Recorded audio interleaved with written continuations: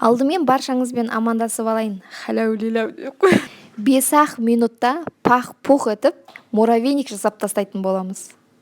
Жеген адамның аузынан сілекей ағып тұрады. Кеттік. Видеоны соңына дейін қараңыз. Тоңазытқышымыздағы кез келген сары майды алып, мейлі көгеріп кетсін, мейлі сурок өтіп кетсін. Бәрі бір супер-пупер бомба болып шығады. Газдың ең пәс отына қойып, осылай ерітіп аламыз майымызды. Үстіне ұнымызды қарша боратып жіберіп, қамырымызды мыжғылап тұрып, қатты қамырғып елеп аламыз. Видеодағыдай бөліктерге бөліп тастап, жарты сағатқа морозильникке лақтырып жібереміз.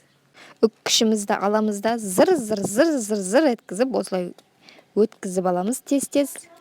Печкамыздың ыдысын аламыз да, үстіп шашып, жайып жібереміз да, печкамызға салып жібереміз да, қызартып пісіріп аламыз.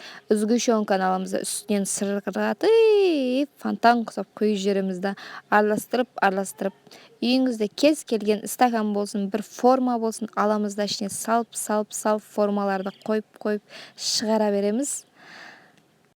Барлығын осылай істеп аламыз да, тоңазытқышқа бір күнге салып қоямыз. Или асығыс үсігіс болып баратсаңыз, бір жарты сағат, бір сағатқа қойып алсаңыз да болады.